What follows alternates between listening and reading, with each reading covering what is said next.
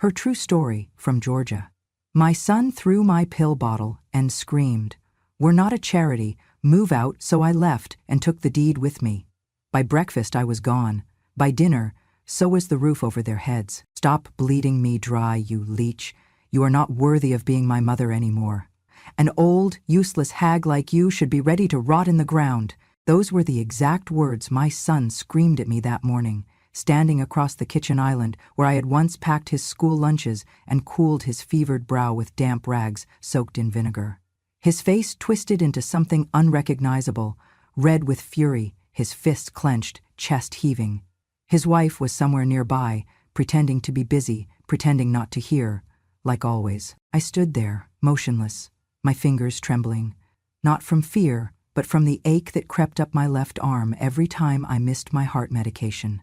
My pill bottle lay on the floor, knocked from the counter during his outburst, the little orange container rolling under the edge of the refrigerator.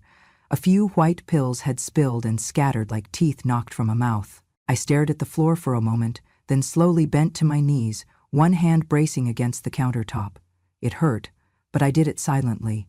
No groan, no whimper, just silence. My son said nothing either.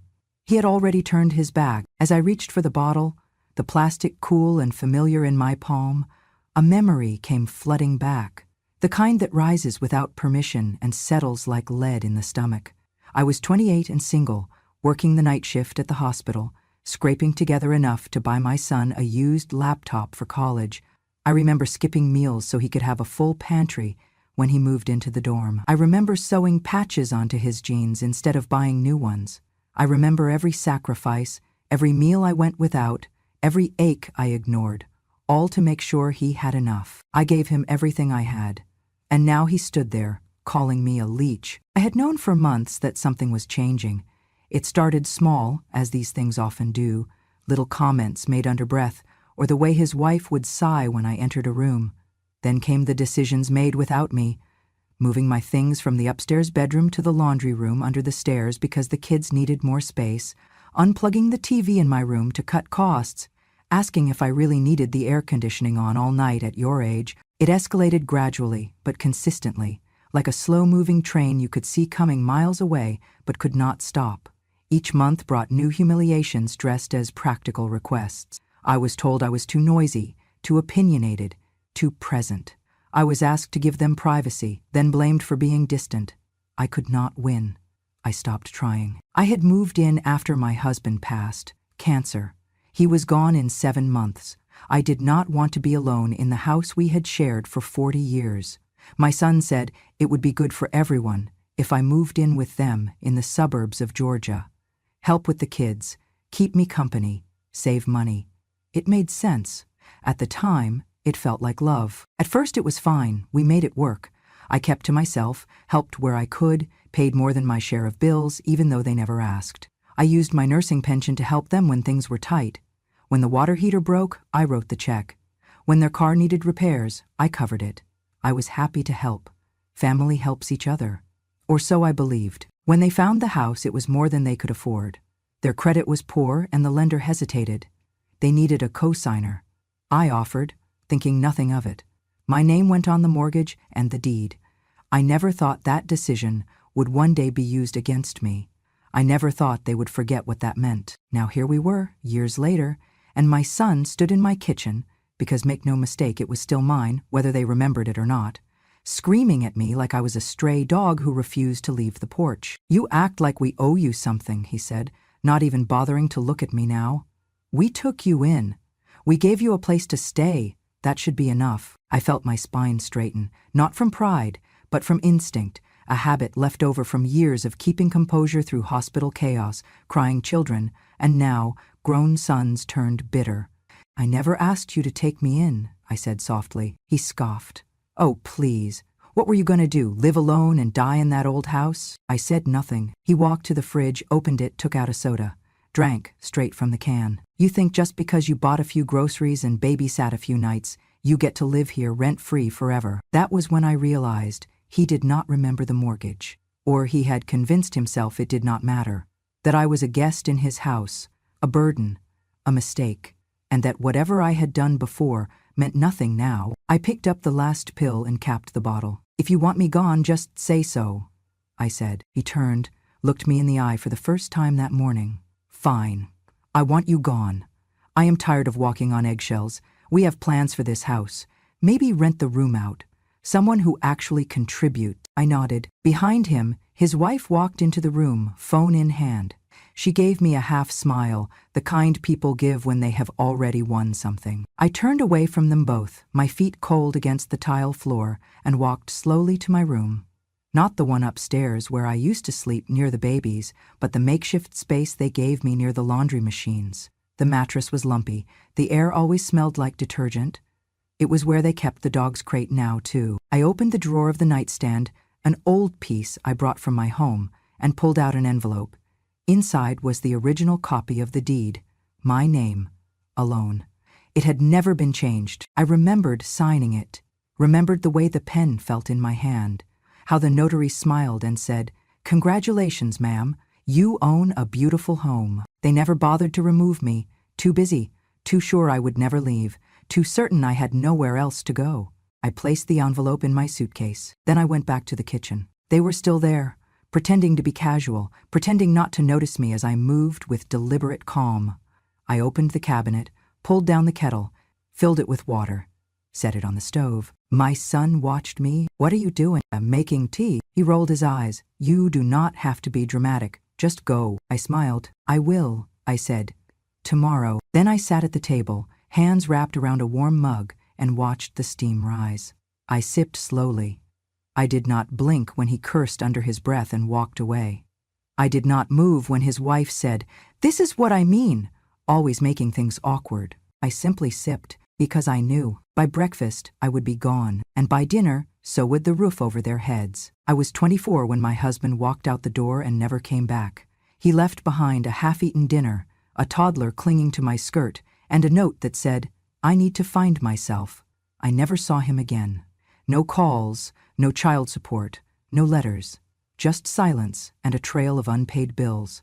I cried once, just once, and then I picked up my shoes, tied my apron, and got to work. I became a nurse because I had to. It was never about ambition or prestige. It was about survival. I worked double shifts in emergency rooms that smelled like bleach and desperation. I cleaned wounds and held hands. I wiped tears and faced death more times than I can count. I stitched up children and whispered comfort to men who would never go home again. And through all of it, I came home to one thing, my son. He was my reason. I remember sitting in the break room on my 10-minute lunch break, eating saltine crackers and counting the minutes until I could go home and kiss his forehead. I sold my wedding ring to buy his first bike. I sewed his Halloween costumes from fabric scraps. I never remarried, never even dated. My world was him. And for a long time, I believed I had done something right. He was bright, handsome, full of charm. People always said, "He's going to do great things, that one." I believed them. I believed in him more than I ever believed in myself. When he met her, his wife, I welcomed her. She was polite at first, maybe a little distant, but I chalked it up to nerves. Not every daughter-in-law wants to live under the same roof as her husband's mother. I understood that. I tried to make myself small, helpful, invisible if needed. I watched the grandkids, cooked meals, cleaned up messes, all without being asked. I stayed out of their arguments, respected their space, and smiled when I was expected to. But things began to shift. The house they wanted was too expensive, their credit was a mess, the result of student loans, credit cards, and one ill-advised investment in a revolutionary vegan dog food startup. They were turned down by the first lender. And the second. I could see the strain in their eyes. So I offered to help. I didn't even wait for them to ask. I stood as co-singer on the mortgage. The house was beautiful. 2 stories, a wraparound porch, oak trees lining the driveway. It had the space they needed and the charm they craved. But none of it would have happened without me. I remember sitting in the bank, signing the papers, and my son squeezing my hand. "Thank you, Mom," he whispered. "You saved us." I smiled. Because that is what mothers do. We save them, even when they do not realize they need saving. I dipped into my retirement to cover the down payment. I paid the first year of insurance and covered the cost of moving. When the foundation cracked 6 months later, I paid for repairs. When the HVAC failed, I bought the new system. I told myself it was an investment in family, in legacy. I told myself that one day, when I could no longer care for myself, they would remember. But that is not what happened. Once the ink dried and the rooms filled, I began to disappear. Not all at once. It started with a couch cushion being moved, then a shelf cleared for their new decor. Then my rocking chair, the one I had held my son in when he was sick with the flu, was pushed into the garage to make space. Eventually, I was moved downstairs entirely, to what they called the guest room. It was really a converted storage space next to the laundry area, where the sound of spinning drums became my lullaby. I tried not to take it personally. I kept helping, kept cooking, folding laundry, writing checks when needed, but gratitude turned to expectation. Expectation turned to entitlement. I went from being the matriarch to being the maid. The way they spoke to me changed too. "Did you eat already?" my daughter-in-law would ask, not out of concern but as a warning. "Don't touch what's hers. We kind of need more space for the baby's things," she said once, eyeing my dresser. "You're always here," she said another time, her voice brittle with irritation. I began to eat alone in my room. I began to silence myself at the dinner table. I began to feel like a visitor in a house that bore my name on legal documents they had long forgotten. Then came the whispers they thought I could not hear. "I feel like she's watching us all the time," she said once, late at night. "She's not even paying rent," my son replied, his voice low but sharp. They forgot the repairs I had paid for, the furniture I had brought, the nights I had spent walking their colicky babies up and down the hallway while they slept through it. One afternoon, I overheard a conversation that made my blood run cold. "She's like this shadow," my daughter-in-law said, "this old ghost that won't move on. It's exhausting." "I know," my son replied. "It's like she's just waiting to die. Honestly, sometimes I wish she would. We could finally breathe." They were in the next room. The door was half closed. They had no idea I was folding laundry just steps away. I dropped a towel and stood still, my heart hammering in my chest. They did not even lower their voices. "She's lived long enough," he said, "and now she's just dragging us down. It's like we're stuck in limbo waiting for her to go. A shadow, a ghost, a weight they carried unwillingly." I stood there with a pair of baby socks in my hands, socks I had bought, washed, folded, and I felt something in me fracture. It was not the words. It was the certainty with which they were spoken, the comfort, the absence of guilt. I realized then I was no longer his mother in his eyes. I was no longer the woman who had given up everything for him. I was no longer family.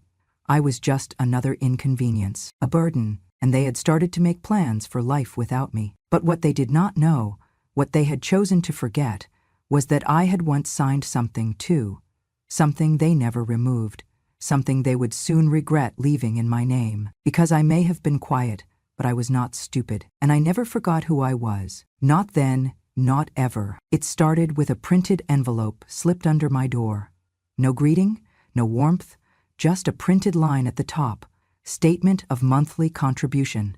At first I thought it was a mistake, some billing notice meant for someone else, but when I opened it, my name was there, clear as day. They wanted me to pay rent, $800 a month, due by the 5th. No discussion, no warning, just a typed-up demand for shared utility burden and fair occupancy contribution. I stared at the paper until the words blurred.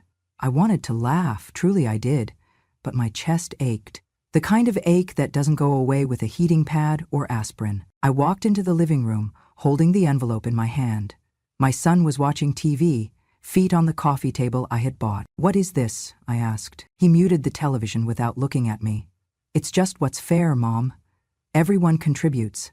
We talked about it." "No," I said softly, "you did not." He sighed, like my confusion was exhausting.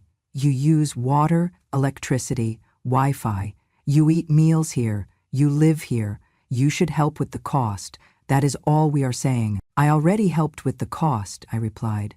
"I helped buy this house." He finally looked at me then, but it was not guilt in his eyes.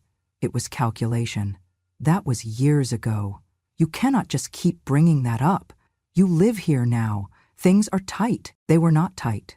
They had a new SUV, a remodeled kitchen, and a yearly beach trip to Destin. I walked back to my room slowly, my joints stiff, the paper still shaking in my hand. A week later, I found my bed dismantled and moved, my dresser gone. When I asked what was happening, my daughter-in-law said, "The kids need more space. We are making the upstairs more functional." I was moved downstairs into what had once been a storage room. Cement floor, one tiny window, a pull-out cot with a thin mattress. No closet, no privacy. "Plenty of people sleep in basements," she said. "It is not like you have back problems, right?" She knew I did. I had a slipped disc. I had told her after my fall last year. Meals changed, too. I used to cook for the family, sometimes elaborate Sunday dinners with roast chicken and sweet potato pie. That stopped. My daughter-in-law began portioning my meals separately. Smaller plates, no seconds. Sometimes I would find Post-its on the fridge, for the kids, not for Mom, already counted. My medication, once kept in the kitchen cabinet, was moved to a box in the laundry room. The pills were mixed up once, twice. I said nothing. I began keeping them in a pouch in my pocket. Then came the loneliness. My church group used to meet every second Saturday. We would sing, drink sweet tea, and talk about our grandchildren. One day I went to the driveway to wait for Linda, my friend from church. She always picked me up. She never came. When I called her later, her voice was confused, cautious. "Your son told me you were under the weather," she said. "He said you were not really up for socializing lately." That was news to me. She paused. "He also said you might be moving to a facility. He did not want to stress you." A facility. That was how they phrased it. I did not sleep that night, or the one after. I began waking with a start, imagining locks on my bedroom door, my belongings on the lawn. The next Sunday, I went outside to sit on the porch and wave at the neighbors as I always did. Only they did not wave back. When I greeted Mr. Jenkins, he gave a tight smile. "Still here," he said. "Excuse me?" He cleared his throat. "Oh, nothing. Just heard from your boy you were planning to move a while back. Thought you'd be gone by now." Gone by now. They were spreading rumors. They were painting me as someone who had overstayed her welcome, someone clinging to a house she had no right to. I had become the villain in their story. The morning it happened, I had woken early, my heart racing, chest tight. I reached for my pill bottle in the dark and realized it was empty. I had reminded my daughter-in-law 2 days earlier to pick up the refill. She had nodded, smiled. The refill had not come. I stumbled to the hallway, knocking on their bedroom door. No answer. I knocked again. My head was spinning. Finally, the door creaked open. She looked at me with one eyebrow raised. "I do not have my medication," I said, voice hoarse. She rolled her eyes. "It is 6:30 in the morning. I need it." My chest. She raised a hand.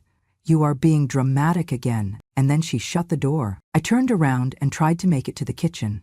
I do not remember falling. I only remember the cold floor against my cheek and the sound of the dog barking. When I came to, I was still on the floor.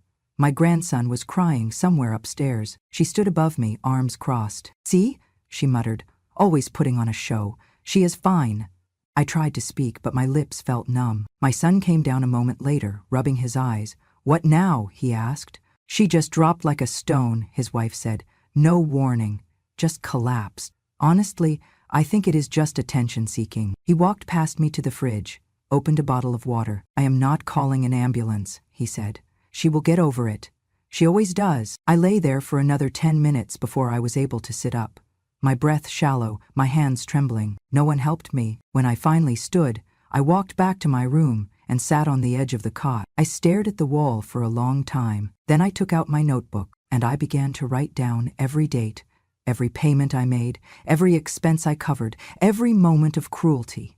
I did not cry. This is my second time, because when the time came, I would not beg, I would not argue, I would show them what they had forgotten, and I would do it in silence. There is a little safe at the back of my old closet.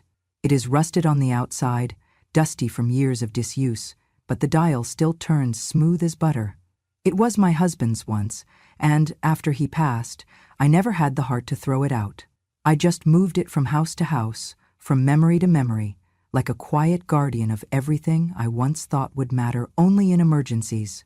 That morning, it became more than a box. It became my proof. The light in the basement was dim, flickering like a tired eye, but I did not need much light to remember what I was looking for.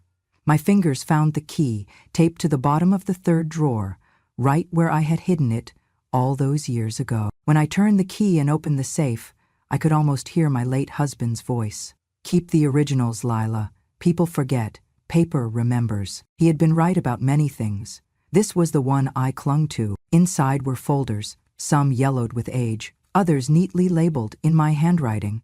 Mortgage, deed, bank transfers, home repairs. Even the folder labeled emergency savings, though that was nearly empty now. I sat cross-legged on the floor, the cold seeping through my bones, and began sorting. There it was, the original purchase agreement for the house. My name, my signature, no mention of my son. He had terrible credit back then and no bank would approve him. I had told him I would co-sign to help, but we never added him to the deed. They never asked me to. They just assumed. There was the payment record. 5 years of monthly mortgage bills, all paid from my checking account. Every canceled check, every confirmation receipt. There was the record of the down payment from my pension fund. There were the receipts for the roof repair, the HVAC system, the foundation work after the first heavy rain. There were the utility bills, water, gas, electric, all in my name. I sat there for nearly 2 hours, organizing, labeling, breathing slow and steady through every emotion that passed through me like a storm. Not anger, not quite, more like clarity, cold and sharp. When I had everything I needed, I took out my cell phone and dialed the number I had not called in over a decade. It rang 3 times before a familiar voice answered. "Morrison Kane Law Office." "This is Lila Avery," I said. "I was married to James Avery.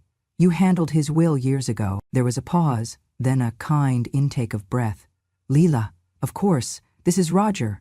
I remember you. I still have the file. How can I help?" "I need to know the legal standing of my home," I said, "the one I live in now. There's a situation." He listened quietly as I explained. I gave him the address, the dates, the names. He asked me to email him the scanned copies of everything. I did it right there, sitting on the basement floor, using the scanner app he walked me through. When he called me back later that afternoon, his tone was gentle but firm. "Lila, it's exactly as you remember. You are the sole legal owner of the property. Your name is on the deed, and there's no secondary party listed. Your son and his family, well, they're not tenants, not legally. They're guests, and you're well within your rights to ask them to leave." I closed my eyes for a long moment. "I don't want to cause harm," I said. "You're not," he replied. "You're establishing boundaries." He offered to handle the paperwork for me. Said he would email a formal notice to vacate, with my signature, required, and a 30-day timeline, though he reminded me I could give less if I chose to. I told him I would decide by the end of the day. I hung up and sat still. The basement was quiet, the hum of the dryer the only sound. Upstairs, I could hear the faint thud of my grandson's feet running across the floor. My son's voice, laughing at something on the TV. They did not know, not yet, but they would. I printed the letter, read it twice, signed my name at the bottom with a hand that no longer shook. Then I walked to the mailbox 2 blocks away, not because I had to, but because I wanted the walk.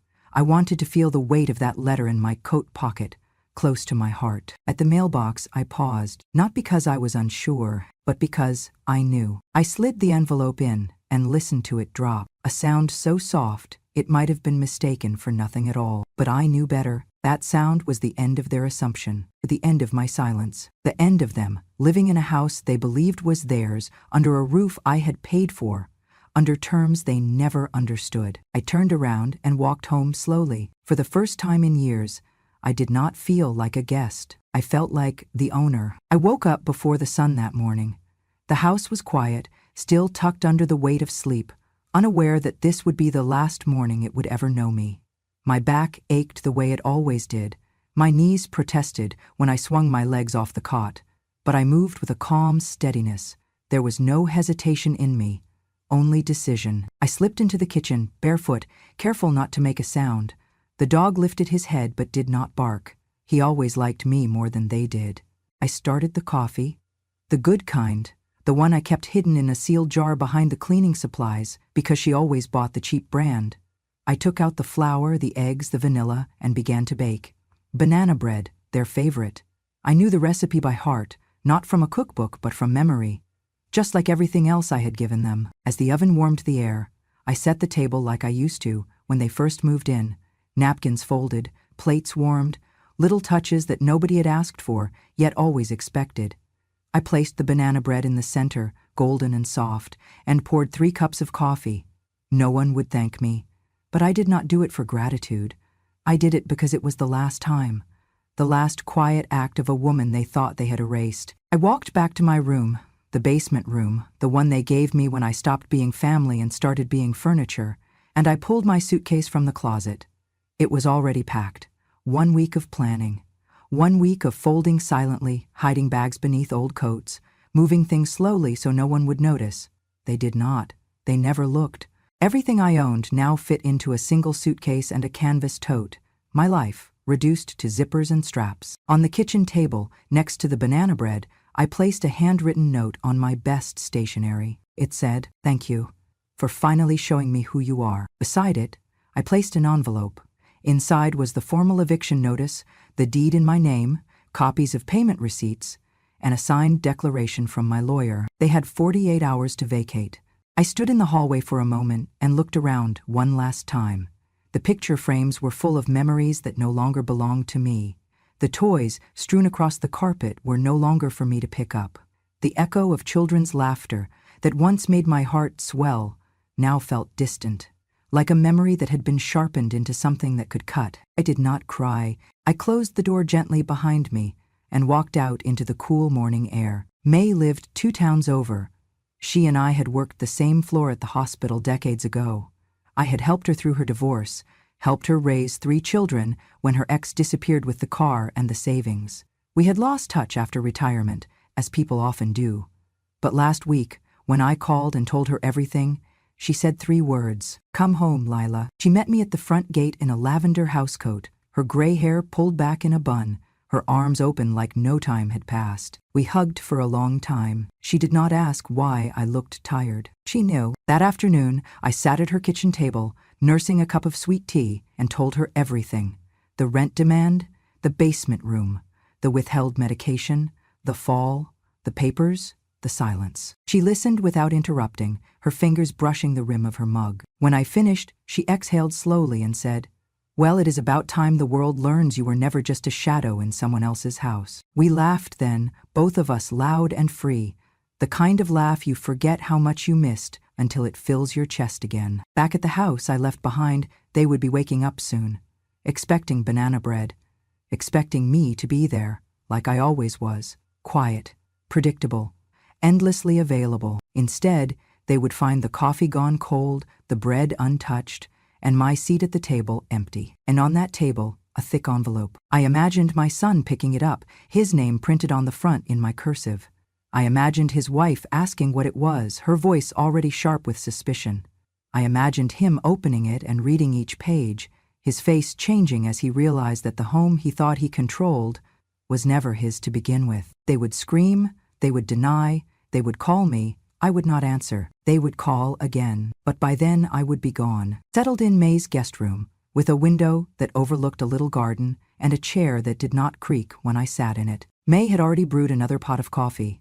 She handed me a mug and said, "To freedom." I raised it, "To remembering who you are before they tried to rewrite you." That night, I slept with the window open, and for the first time in years I slept without fear of being watched, without the weight of being unwelcome in my own life. And in the silence of May's spare room, I dreamed not of what I had lost, but of what I had finally taken back.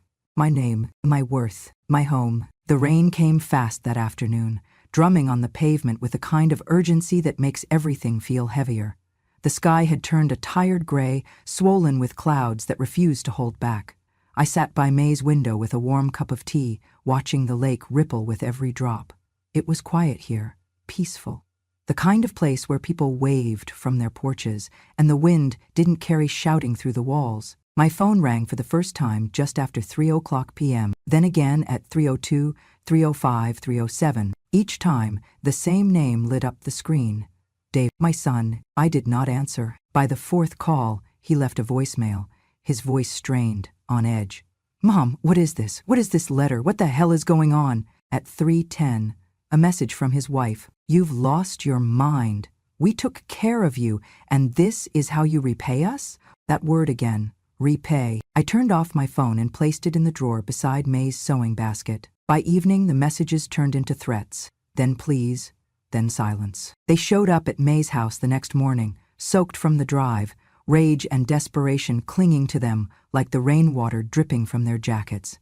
May opened the door, standing tall in her doorway with her apron still on and a spoon in her hand. "We're looking for Lila," my daughter-in-law snapped. "She's not here," May replied, voice calm.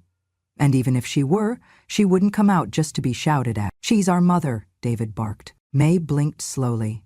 "You remember that now?" They did not come back. A week later, the sheriff posted the final notice on the front door of the house they thought belonged to them. 30 days. That was the grace period I gave them, more than they ever gave me.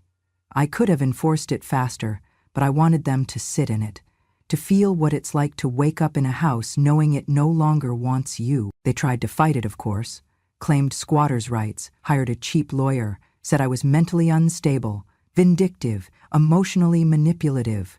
But the paper trail did not lie.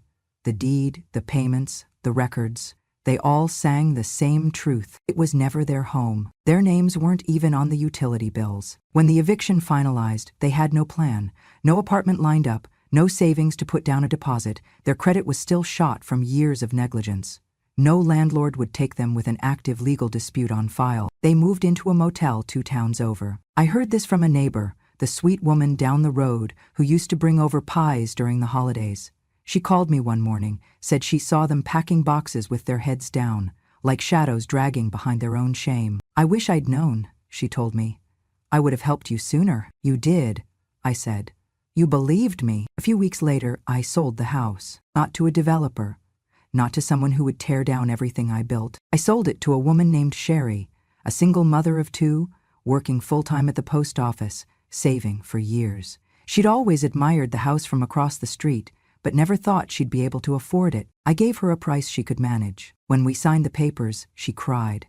Not from stress, like I once did, but from joy. "I'll take care of it," she promised. "I'll make it a home again." I believed her. She planted wildflowers in the front yard, painted the mailbox a cheerful blue, hung curtains in the living room window where my son once shouted at me in front of my grandson. 3 months after they left, David came back. He stood on the porch with a paper bag in one hand and a weary look that didn't belong to the boy I raised, but to a man who had burned every bridge and now stood cold in the water. "Sherry opened the door." He asked to speak with me. She told him I didn't live there anymore. Then he asked to buy the house back. "I can pay more than she did," he insisted. I need it back, please." She tilted her head, then said something I will never forget. "I bought this house from a woman who knew her worth," she said. "A mother who was more generous than you ever deserved. You lost it the moment you forgot who she was. You don't just get to undo that." Then she closed the door. He stood on the porch for a moment longer, then walked away. Not a word since, not a letter, not a call. But sometimes, when the sky goes gray and the rain taps on the window, I wonder if he remembers the sound of banana bread baking, the way I folded his socks, the way I used to wait up when he was out too late just to make sure he got home safe. Maybe he does, or maybe he's still trying to figure out when exactly the house stopped being his. The answer is simple. It never was. The kitchen in my new home is small, but it is mine. The light filters through the window at just the right angle each morning, warming the floor beneath my feet as I stand barefoot, waiting for the kettle to whistle. I keep the countertops clear, the spice rack organized, and the cookie jar full, just in case I have visitors, which I do now and then. But mostly it is quiet, and I like it that way. I planted tomatoes last month, just 2 rows, behind the little fence May helped me install. They're coming in slow but steady, like me. Some mornings I talk to them while I water, tell them about the women I met the night before, about the breeze off the lake, about how it feels to wake up in a place where no one rolls their eyes when you hum while cooking. Sometimes I write letters, not to anyone in particular, just to myself. I have a little box of them now, dated and folded neatly. One of them says, "You did not die, you just needed to leave." That's what it felt like, really. Like resurrection, like stepping out of a long, dark tunnel I had convinced myself was home. It did not take long before I found purpose again. There is a women's center not far from here. quiet building with soft chairs and staff who know how to listen. I started volunteering on Thursdays, sharing coffee and stories with women my age who have been through things their children will never know. I tell them my story. I tell them about the deed, the room, the pills, the silence, and their eyes fill with the kind of tears that do not fall but sit there, heavy and trembling. I tell them to keep their documents, to remember their names, to sign nothing blindly. Some of them started calling me Grandma Justice. I laugh every time, but I keep showing up. Last week, I helped a woman named Carol go over her home title. Her son had asked her to refinance in his name. She was hesitant. I looked her in the eye and said, "If they treat you like furniture, do not hand them the house." She smiled for the first time all day. And me? I am smiling too, more than I thought I would. My son still calls. He sends messages too. Sometimes they come at night, the time when regret speaks the loudest. "Mom, please. I'm sorry. Can we talk? Can I see you?" I do not answer. It's not out of cruelty, it's out of clarity. He made a choice when he threw my pill bottle, when he raised his voice instead of his heart, when he let me collapse on the floor without calling for help. He chose to forget who I was to him. And now, I have chosen to remember who I am, for myself. I am a mother, yes, but motherhood is not a contract for endless forgiveness. It is not a vow to carry a grown man across every bridge he insists on burning. There comes a time when even the most devoted mother must set her child down and let him walk, no matter how many times he falls. My task ended the day he told me to leave, and leave I did. Now I spend my mornings in peace, sipping coffee that does not taste bitter anymore. I fill my afternoons with fresh air, folded letters, and the kind of laughter that only comes from knowing you were right to stand your ground. There is no anger left in me, only space for tomatoes, for stories, for second chances, mine, not his. And every now and then, I sit in my new kitchen, tea steeping, and I smile at the breeze through the open window. Not because everything turned out perfect, but because I finally did. I do not hate my son. I say that not because I am some sainted figure who has transcended pain, but because hate is too heavy to carry when you are finally free. What I feel now is quieter, deeper. It is the weightless understanding that sometimes the ones we love most are the ones who must be left behind. If he had never called me a leech, if he had never slammed my pill bottle to the floor or let me collapse without lifting a finger, I might still be living in that basement, still shrinking, still justifying, still believing that love meant letting yourself be erased. But he gave me a gift without knowing it. He showed me who he really was. And in doing so, he reminded me of who I had always been. That is why I do not hate him. Because without his betrayal, I might never have found my voice again. I might never have remembered the woman who once worked double shifts to keep the lights on, who once raised a boy with her bare hands and a heart made of grit. I might never have realized that survival is not the same as living, and that dignity is not something you reclaim. This story is not just mine. It belongs to every mother who has been told she is in the way, to every wife who became invisible the moment her usefulness expired, to every grandmother whose name is spoken only when babysitting is needed, or a check needs signing, or someone wants the house. We are more than background characters in their lives. We are the reason they have lives to begin with. So if you are reading this, if you are sitting in a chair you paid for, in a room they make you feel unwelcome in, wondering if your love is still worth giving, let me tell you something I learned the hard way. Do not wait until they forget who you are to remember it yourself. Keep your name on the deed. Keep your own bank account. Keep the receipts, the emails, the paper trail, but most of all, keep your power. Not so you can destroy them, so you can protect yourself. I do not know if my son will ever change. Maybe he will. Maybe one day, when the motel walls close in and the job offers run dry, when the bills come and the silence grows louder than his pride, he will remember the mornings I made his favorite banana bread, the nights I sat by the window, waiting for his headlights to pull into the driveway safely. Or maybe he will not. Either way, it is no longer my burden to carry. He made his choices, and I made mine. Now, I wake up in a home that does not echo with shame. I drink my coffee warm and alone, without side eyes or accusations. I walk barefoot in my kitchen and plant tomatoes in the soil I bought myself. I live, truly, fully, quietly. And if he thinks of me at all now, I hope he sees more than a shadow. I hope he sees the truth he tried to bury. I was never a parasite. I was the foundation. And when I left, the whole house fell, because my son once called me a leech. But today, I live, and he just has rent due every month. Thank you for listening to my story. If it touched your heart, if it reminded you of a mother, a grandmother, or maybe even yourself, then know this: you are not alone. Our stories matter, even when they've been silenced for years, especially then. At Grandma True Stories, we give voice to women like me, quiet warriors, forgotten caretakers, mothers who were never just mothers. We remember everything they thought we'd forget. So if you believe in justice that doesn't shout, in wisdom that whispers, and in the power of truth told late but told loud, subscribe to Grandma True Stories, because when a grandma speaks, the world finally listens. And we're just getting started.